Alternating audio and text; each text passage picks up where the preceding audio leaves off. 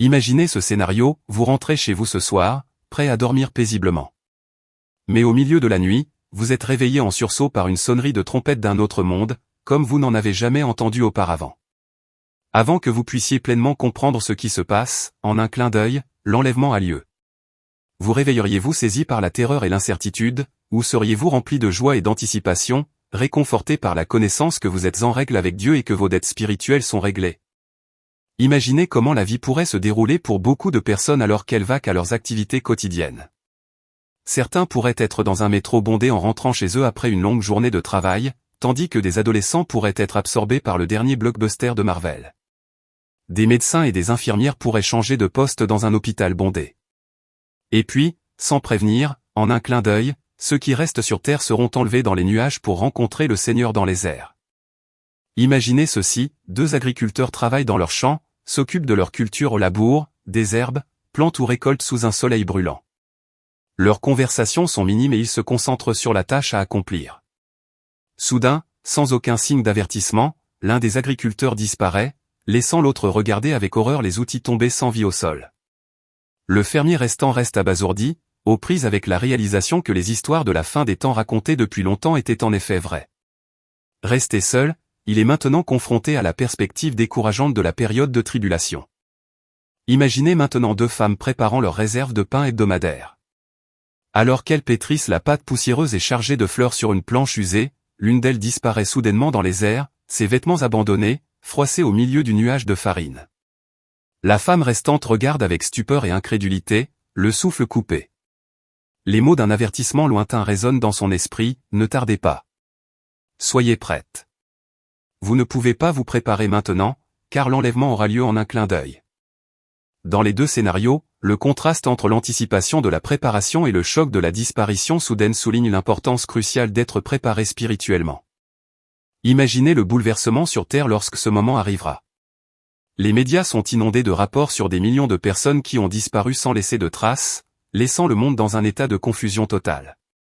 Imaginez la profonde détresse gravée sur les visages de ceux qui, malgré leur connaissance de Jésus et leur capacité à réciter les Écritures, en viennent à la conclusion accablante qu'ils ont été abandonnés. Ils connaissaient Dieu, mais leur vie était une contradiction, un pied dans le monde et l'autre dans l'Église, leur allégeance partagée entre une Bible dans une main et les plaisirs du monde dans l'autre. Un pasteur prédit qu'après l'enlèvement, les églises seront submergées de gens accablés de chagrin et de panique, criant de désespoir en comprenant la gravité de leur situation. Ils comprendront pleinement l'horreur d'être abandonnés et la réalité terrifiante de ce qui les attend. Que se passera-t-il après cet événement cataclysmique?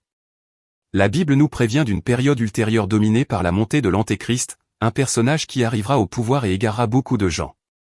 Pendant cette période, les gens seront contraints d'accepter une marque sur leur main ou leur front pour acheter ou vendre, symbolisant leur allégeance à l'Antéchrist. Ceux qui refusent cette marque se retrouveront incapables de participer à la vie quotidienne, incapables même d'acheter des produits de première nécessité comme une miche de pain ou un gallon de lait. Imaginez un monde où la survie dépend de la subsistance de la terre, complètement coupé des commodités de la société moderne. De plus, le christianisme sera confronté à de graves persécutions. Les croyants seront traqués, torturés et même exécutés à cause de leur foi. La pression pour se conformer aux exigences de l'Antéchrist sera immense. Des familles seront déchirées, car les individus seront obligés de choisir entre leur foi et leurs proches, certains choisissant de recevoir la marque et d'abandonner leurs croyances. L'intensité de cette période mettra à l'épreuve la détermination de ceux qui resteront, car la lutte pour la survie se mêlera à la bataille pour la fidélité spirituelle. Considérez la façon dont la Bible décrit les événements dramatiques qui se dérouleront dans les jours à venir. Apocalypse 13, 1-17 dresse un tableau effrayant, par tous les prodiges qu'il lui fut permis d'opérer en faveur de la première bête, elle séduisit tous les hommes du monde. Elle ordonna aux hommes de faire une grande statue de la première bête. Celle-ci fut blessée à mort, puis revint à la vie. Il lui fut alors permis de donner la vie à cette statue pour qu'elle puisse parler. Alors la statue de la bête ordonna que quiconque refuserait de l'adorer fût mis à mort. Elle ordonna que tous les hommes, petits et grands, riches et pauvres, libres et esclaves, reçussent une marque sur la main droite ou sur le front. Personne ne pouvait rien acheter ou vendre sans cette marque, qui était soit le nom de la bête, soit le nombre représentant son nom. Imaginez vivre dans un monde où la prière ouverte et l'adoration de Dieu sont des crimes punissables de graves conséquences. Imaginez-vous devoir cacher votre foi et vos croyances, sans savoir à qui vous pouvez faire confiance. Tout le monde, quel que soit son statut ou sa richesse, devra accepter une marque pour participer à l'économie, inaugurant ainsi un système de contrôle mondial géré par l'Antéchrist. Les transactions financières seront surveillées méticuleusement, et ceux qui résistent à cette marque se retrouveront ostracisés et incapables de participer aux fonctions sociales de base. Ce monde futur sera un monde de profondes ténèbres, de peur et de désespoir. À la lumière de ces prédictions qui donnent à réfléchir, je vous exhorte à placer Jésus au premier plan de votre vie aujourd'hui. Il est essentiel de nous immerger dans l'étude de la parole de Dieu, nous permettant de discerner les signes des temps et de nous préparer à ce qui nous attend. Nous devons rester vigilants, en testant constamment nos vies et nos actions par rapport à la vérité des Écritures. Le monde après l'enlèvement sera un endroit sombre et intimidant. Je prie chaque jour pour que le Saint-Esprit me guide afin de me garder vigilant, prêt et dans l'attente du retour de Jésus-Christ, le Roi des rois et le Seigneur des seigneurs. Il y a une urgence pressante dans la façon dont nous vivons nos vies, reflétant l'urgence exprimée dans les Écritures concernant le retour imminent du Christ. Au lieu de reporter la préparation, ne serait-il pas plus sage d'être constamment prêt? Ne serait-il pas préférable de vivre dans un état de préparation perpétuelle, afin de ne jamais être pris au dépourvu? C'est l'appel des Écritures et le commandement de Jésus. Comme il le conseille, restez éveillés, car vous ne savez pas quel jour votre Seigneur viendra. Sachez-le bien, si le maître de la maison savait à quelle heure de la nuit le voleur doit venir, il resterait éveillé et ne laisserait pas percer sa maison. C'est pourquoi, vous aussi, tenez-vous prêts, car le Fils de l'homme viendra à l'heure où vous n'y penserez pas. Nous rencontrons tous des géants et des forteresses dans notre cheminement spirituel. Pour prospérer en tant que croyants saints, nous devons rechercher sincèrement la force du Seigneur pour démanteler ces forteresses qui cherchent à nous enchaîner. Un prédicateur a décrit une forteresse comme un état d'esprit, un système de valeurs ou un processus de pensée qui entrave notre croissance spirituelle. Remarquez à quel point l'esprit est au cœur de cette définition. C'est pourquoi nous sommes appelés à renouveler notre esprit. Chaque forteresse à laquelle nous sommes confrontés, chaque lutte intérieure, a souvent ses racines dans notre vie de pensée. Elle contamine notre pensée, influençant nos actions et nos comportements.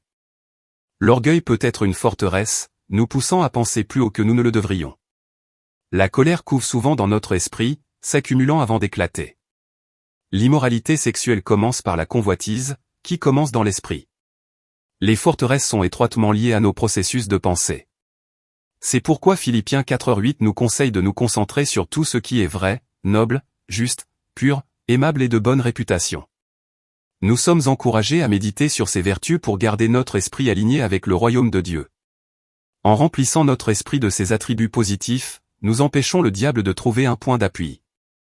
2 Corinthiens 4:4 souligne encore l'importance de l'esprit. Or, le Dieu de ce siècle a aveuglé l'intelligence des incrédules, pour les empêcher de voir briller la splendeur de l'évangile de la gloire de Christ, qui est l'image de Dieu. Ce verset met en évidence la manière dont l'ennemi cible l'esprit. Le diable aveugle l'esprit des gens en créant des forteresses et des tromperies, les entraînant dans la captivité et l'oppression. Cependant, en tant qu'enfants de Dieu, nous devons rejeter fermement les stratagèmes de l'ennemi. Nous réprimandons chaque tentative du diable de planter des pensées nuisibles dans nos esprits. Nous comptons sur la puissance du sang de Jésus-Christ pour briser chaque chaîne et recherchons continuellement son aide pour réaliser notre salut. Si vous identifiez des domaines dans votre vie où existent des forteresses, ne vous sentez pas condamné. Au lieu de cela, laissez cette conviction vous inciter à vous engager dans la bataille spirituelle avec détermination et foi. Embrassez le processus de renouvellement et laissez votre esprit être transformé par la vérité de la parole de Dieu. Identifier un bastion dans votre vie nécessite introspection et honnêteté. Le moyen le plus efficace pour identifier un bastion est d'examiner les domaines dans lesquels vous faites face aux batailles les plus intenses et récurrentes. Ce sont les domaines dans lesquels vous luttez constamment et vous vous retrouvez à plusieurs reprises entraînés dans des conflits ou des péchés. Comprendre cela est crucial car le diable, étant rusé et trompeur, cible nos vulnérabilités. Il sait où se trouvent nos faiblesses et les exploitera à son avantage. L'ennemi plante des graines de tentation dans notre esprit, offrant un appât pour nous attirer. Si nous succombons à ces tentations, non seulement nous risquons de tomber dans le péché ou l'oppression, mais nous ouvrons également la porte à l'établissement d'un bastion ou d'un esclavage. Le diable ne perd pas de temps à présenter des faiblesses sans rapport, il se concentre sur ce qui nous affecte le plus profondément. Par exemple, il ne vous tentera pas avec de l'alcool si votre lutte est contre la luxure. Au lieu de cela, il exploitera vos plus grandes vulnérabilités pour affaiblir votre marche spirituelle. Il est donc essentiel que nous soyons honnêtes avec nous-mêmes, que nous reconnaissions les domaines qui ont besoin d'être délivrés, car l'ennemi les utilisera comme point d'entrée pour perturber notre relation avec Christ. Ce concept est soutenu par 2 Corinthiens 2h11, afin que nous ne soyons pas dupés par Satan, car nous n'ignorons pas ses desseins. Le diable agit avec ruse et malice, nous devons donc rester vigilants et sur nos gardes contre toute brèche potentielle dans notre esprit. Les forteresses se manifestent sous diverses formes, chacune affectant différents aspects de notre vie. Les forteresses courantes comprennent le manque de pardon, la manipulation, l'orgueil, le mensonge, l'ivrognerie, le péché sexuel, la colère et la peur. Pour illustrer cela, considérons la peur. La Bible nous dit que Dieu ne nous a pas donné un esprit de peur, ce qui implique que la peur ne fait pas partie de notre héritage divin. Lorsque la peur nous domine et nous contrôle, elle devient une forteresse. Ressentir la peur est naturel, mais être gouverné par elle contredit notre identité d'enfant de Dieu. Notre objectif devrait être de reconnaître ces forteresses, de comprendre leur impact et de rechercher l'aide de Dieu pour les surmonter, en veillant à ce qu'elles ne contrôlent pas nos vies. Dans les enseignements du livre de Matthieu, on nous demande de pardonner, 70 fois 7 fois, une expression qui représente le concept de pardon illimité. Pour ceux qui s'accrochent à la rancune ou qui gardent mentalement le compte des torts, cela devient une forteresse puissante. Une telle forteresse ouvre non seulement la porte au péché, mais invite également d'autres forteresses ou géants, dans nos vies, qui peuvent provenir d'un péché non repenti, de modèles familiaux hérités ou de modes de pensée erronés. Considérez, par exemple, un chrétien qui ment habituellement. Bien qu'il soit conscient de la tromperie, il choisit de ne pas se repentir. Dans son esprit, ces mensonges sont nécessaires pour préserver son image et s'intégrer aux autres. Il craint que sans ces mensonges, ils ne paraissent défavorables ou déplacés. Cet état d'esprit illustre une forteresse ou une façon de penser bien ancrée qui étouffe la croissance spirituelle. En continuant à mentir sans se repentir sincèrement, cet homme renforce sans le savoir sa position. Ce comportement entrave sa progression en tant que chrétien et le maintient prisonnier de ses habitudes de péché. Alors, comment peut-il se libérer de cette forteresse? Le chemin vers la délivrance commence par les étapes suivantes. À acquérir la connaissance de la parole de Dieu, la première étape consiste pour lui à s'immerger dans les Écritures. Par exemple, Proverbe 12h22 déclare, « Les lèvres menteuses sont en horreur à l'Éternel, mais ceux qui agissent avec vérité lui sont agréables. » En s'engageant dans ces enseignements, il comprendra que Dieu condamne le mensonge et valorise la véracité. B. Renouveler l'esprit, lorsqu'il découvre la vérité dans la parole de Dieu, une transformation commence. L'homme commencera à voir que sa justification précédente pour mentir était erronée. Son état d'esprit changera progressivement pour s'aligner sur les principes d'honnêteté et d'intégrité que Dieu désire. C'est adopter la conviction et la repentance, c'est là que l'œuvre du Saint-Esprit devient cruciale. L'Esprit le convaincra de ses péchés et lui insufflera un désir sincère de se détourner de la tromperie. Cette conviction intérieure est essentielle pour une véritable repentance et pour briser la forteresse. Il est important de reconnaître que ce processus est graduel. Le renouvellement de l'esprit et l'alignement des schémas de pensée avec la parole de Dieu ne se font pas du jour au lendemain. Cela nécessite une méditation constante sur les Écritures et de permettre au Saint-Esprit de transformer le cœur. Bien que cet exemple soit simple, il démontre efficacement comment les forteresses se développent et comment elles peuvent être démantelées par la croissance spirituelle et la repentance. Tournons notre attention vers Colossiens 3, 5-6, où l'Écriture nous ordonne, « Faites donc mourir ce qui est en vous sur la terre, l'impudicité, l'impureté, les passions, les mauvais désirs, et la cupidité, qui est une idolâtrie. » C'est à cause de ces choses que la colère de Dieu vient. Prenez un moment pour y réfléchir. L'expression « c'est à cause de ces choses que la colère de Dieu vient » est un avertissement sévère contre la vie dans le péché. Pour le dire clairement, arrêtez de pécher. Ne vous laissez pas piéger par le péché habituel. Rejetez les désirs sensuels et égocentriques de la chair. Détournez-vous de la cupidité, car elle équivaut à l'idolâtrie en remplaçant votre dévotion à Dieu. Le message essentiel ici est clair, vivre dans ces vices provoque la colère de Dieu. De telles actions ne sont pas de simples faux pas mineurs, mais des actes de désobéissance qui entraînent de graves conséquences. Réfléchissez à ces exemples, la désobéissance de Jonas a conduit à être avalé par un grand poisson. La femme de l'eau a fait face à un sort terrible et a été transformée en statue de sel pour sa désobéissance. Les Israélites, dans leur rébellion, ont erré sans but dans le désert pendant 40 ans. La désobéissance à Dieu n'est pas prise à la légère et elle encourt sa colère. Par conséquent, réfléchissez bien avant d'agir et considérez les ramifications du rejet de l'instruction divine. Colossiens 3, 5-6 détaille les comportements spécifiques que nous devons éradiquer de nos vies. 1. L'immoralité sexuelle. 2. L'impureté. 3. La passion. 4. Les mauvais désirs et 5. La convoitise, qui est l'avidité. Examinez votre vie, l'un de ces comportements est-il présent dans vos actions ou vos pensées quotidiennes? Si c'est le cas, il est temps de vous repentir. L'immoralité sexuelle englobe toutes les formes de comportements sexuels en dehors des limites d'une alliance matrimoniale entre un mari et sa femme. Cela comprend les relations sexuelles avant le mariage, l'adultère et la pornographie. Si ces comportements font partie de votre vie, vous défiez directement les commandements de Dieu. L'impureté fait référence à tout ce qui est impur, des pensées et des actions impures à l'implication dans des pratiques occultes comme la sorcellerie ou la divination. Si l'un de ces éléments est évident dans votre vie, vous vivez dans la désobéissance à Dieu. La Bible identifie également les passions, les désirs et la cupidité mauvais comme des choses que nous devons activement rejeter. En tant que disciples du Christ, nous sommes confrontés à des choix quotidiens. Choisirez-vous de surmonter ces désirs charnels et de maintenir une norme divine? Le choix de maintenir la sainteté est crucial. Dans la société d'aujourd'hui, le diable a subtilement tissé le péché dans la trame de la vie quotidienne. Le péché est devenu si normalisé qu'il est à peine reconnu comme tel. L'immoralité sexuelle est omniprésente dans les médias, et l'orgueil, ainsi que la poursuite incessante de la richesse et du pouvoir, sont encouragés. Ce qui était autrefois choquant est désormais devenu monnaie courante. Nous ne sommes plus surpris par l'étalage du péché à l'écran ou les blasphèmes dans la musique. Il est crucial pour nous de rester vigilants et de discerner, de reconnaître et de rejeter la normalisation du péché dans notre culture. Le diable s'est habilement intégré dans notre société, tissant le péché dans la trame même de notre vie quotidienne. Il présente des tentations si fréquemment qu'elles commencent à perdre leur impact, nous désensibilisant à leur vraie nature.